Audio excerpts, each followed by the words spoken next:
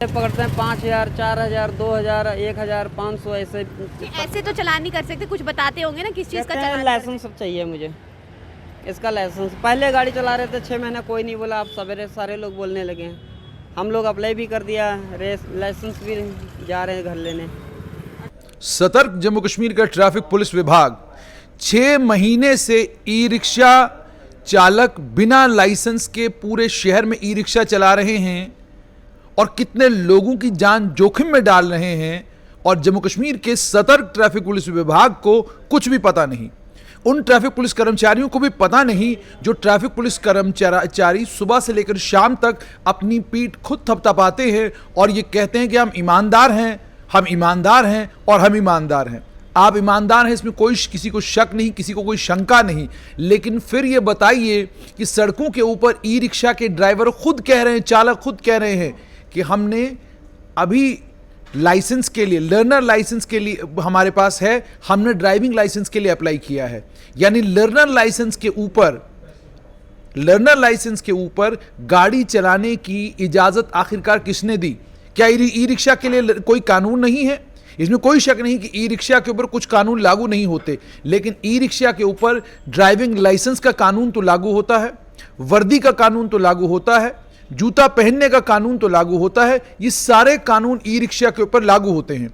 अगर आप e rickshaw का चालकों की बात सुनेंगे, ध्यान से सुनिए ई रिक्शा चालक क्या कह रहे हैं। कि आज की परेशानी हुई है? आज की परेशानी है, लाइसेंस डॉक्यूमेंट मांग रहा है, लर्निंग मेरे पास जब ये गड्डी ली थी मैं, गड्डी लेने के टाइम एजेंसी वाले ने, मालिक ने बोला न इसकी जो लाइसेंस की ज़रूरी है न कुछ की ज़रूरी है।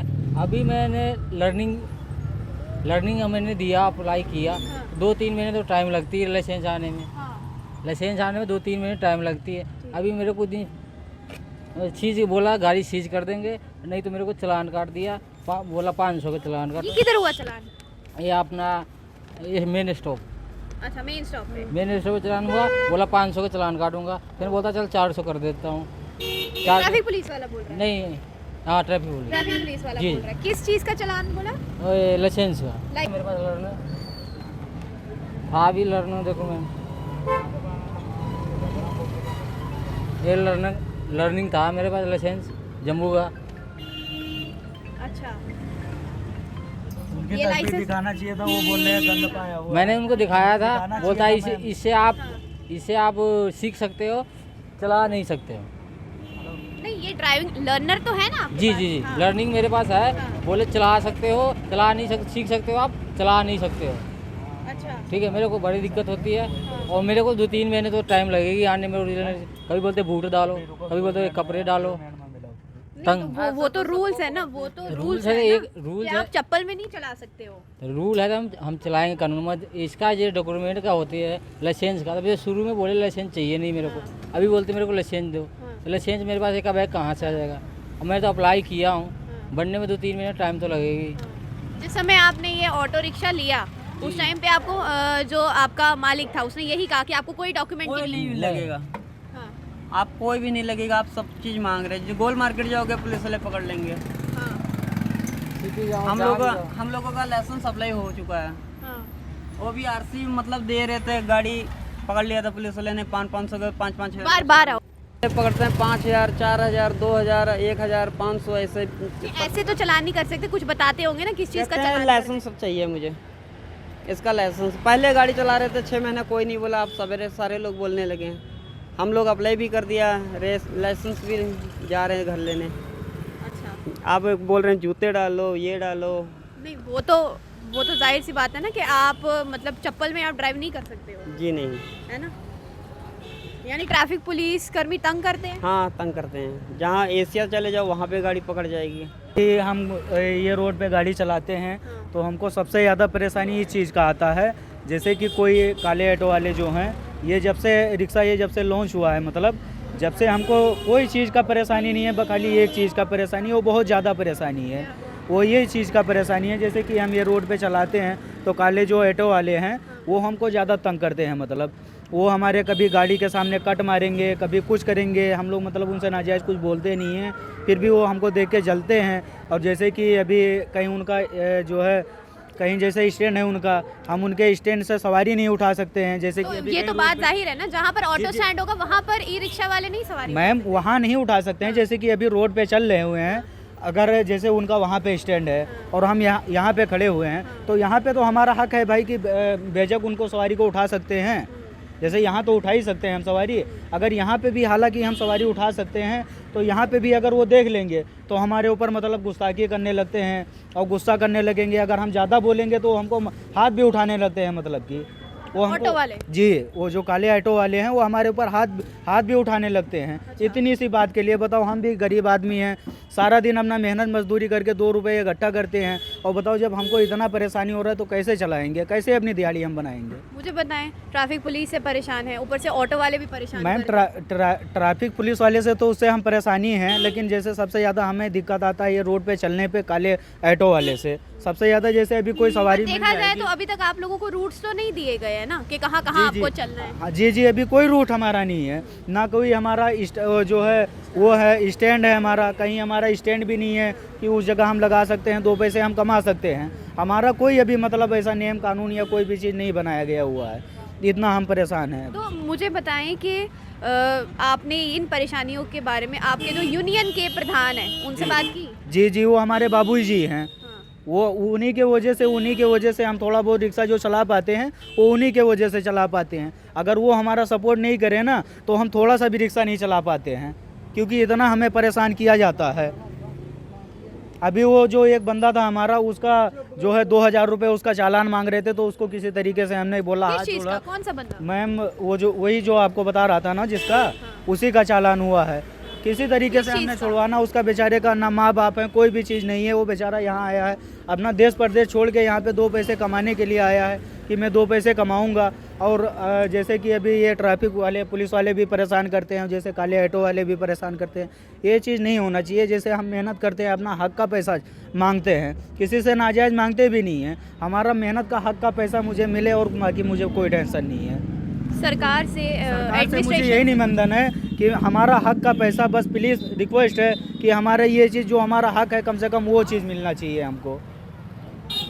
आपने खुद सुन लिया कि हमारे 500-500 रुपए के चालान होते हैं, हम गांधीनगर जाते हैं, यहाँ जाते हैं, वहाँ जाते हैं, खुद सारी कहानी सुना रहे हैं ये ई रिक्शा चालक। ये बताइए, बिना ड्राइविंग लाइसेंस के या मान लीजिए लर्नर लाइसेंस लेकर अगर आपको कोई कमर्शियल गाड़ी चलाता हुआ आम जम्मू कश्मीर का नागरिक मिलेगा, क्या करेंगे आप उसके साथ? क्या आपको लगता है कि आप किसी जम्मू कश्मीर के नागरिक को आप ट्रक चलाने देंगे लर्नर लाइसेंस पर? छोड़िए जम्मू कश्मीर का नागरिक, भारत का कोई भी नागरिक जो जम्मू कश्मीर अपनी गाड़ी लेकर आ रहा है, अगर वो आपको ये कहता है मैं कमर्शियल गाड़ी चला रहा हूं और लर्नर लाइसेंस पे चला रहा हूं, क्या इसकी इजाजत आप देंगे? कतई इजाजत नहीं देंगे। आप खुद जानते हैं कि कमर्शियल गाड़ियों के लिए कानून कितना सख्त है, और इस सख्त कानून के होने के बावजूद 500 रुपए का चालान करना और उसके बाद चालक को ई रिक्शा चलाने देना, यह कहां की अक्लमंदी है? और जहां तक आप कहते हैं, बहुत सारे लोग हो सकता है ये बात भी कहेंगे कि जनाब गरीब लोग हैं, अपनी मजदूरी कर रहे हैं। ये वाकई मजदूरी करने के लिए आए हैं, और इन तमाम मजदूरों के हाथों में ई रिक्शा उन लोगों ने थमाए हैं जिन लोगों ने थोक में ई रिक्शा खरीद के लाए हैं।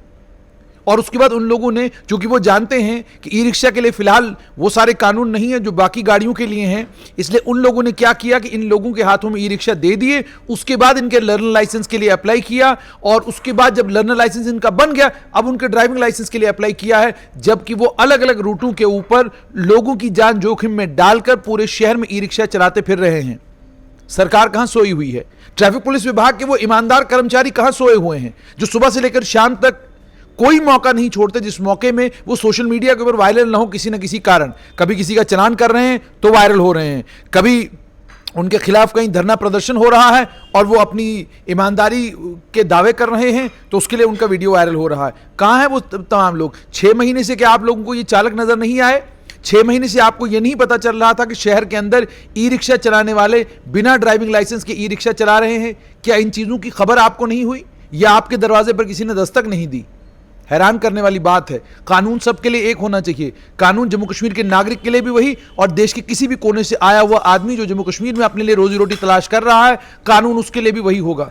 अगर ड्राइविंग लाइसेंस आम जम्मू कश्मीर के नागरिक के लिए और जम्मू कश्मीर के ऑटो चालकों के लिए, ई रिक्शा चालकों के लिए जरूरी है, इसी तरीके से ये इसी तरीके से ड्राइविंग लाइसेंस इन ई रिक्शा चालकों के लिए भी जरूरी है, जो ई रिक्शा चालक खुद कैमरे के ऊपर आकर कह रहे हैं कि हमारे पास लर्नर लाइसेंस है, पक्का ड्राइविंग लाइसेंस नहीं है। और ये कौन से ट्रैफिक पुलिस विभाग के कर्मचारी हैं जो लर्नर लाइसेंस के ऊपर कमर्शियल गाड़ी चलाने वाले का चलान इतना हल्का फुल्का कर रहे हैं?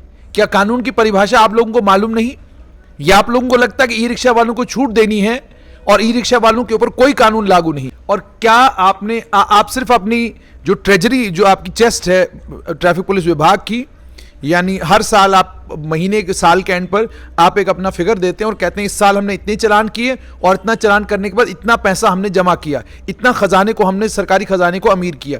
अगर केवल मात्र सरकारी खजाने को अमीर करने के लिए रोज आपको ई रिक्शा चालकों के चालान करने हैं तो फिर तो करते रहिए, लेकिन अगर कानून का राज जम्मू कश्मीर में है तो ई रिक्शा चलाने वाले वो तमाम लोग जिनके पास ड्राइविंग लाइसेंस पक्का नहीं है, उनके खिलाफ सख्त कानूनी कार्रवाई होनी चाहिए। और उन मालिकान को भी आड़े हाथों लेना चाहिए जिन मालिकों ने ये समझ रखा है कि हम मजदूरों के हाथों में या अलग अलग काम करने वाले लोगों के हाथों में ई रिक्शा देंगे, उनका लर्नर लाइसेंस उनके हाथ में पकड़ाएंगे, बाद में उनको ड्राइविंग लाइसेंस कंफर्म देंगे, लेकिन पहले लोगों की जान जोखिम में डालेंगे।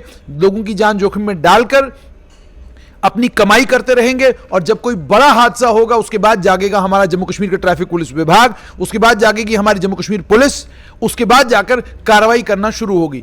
ई रिक्शा को बढ़ावा देना अच्छी बात है, लेकिन बढ़ावा देने का कतई ये मतलब नहीं है कि आप कानूनों का उल्लंघन करके ई रिक्शा को बढ़ावा दें।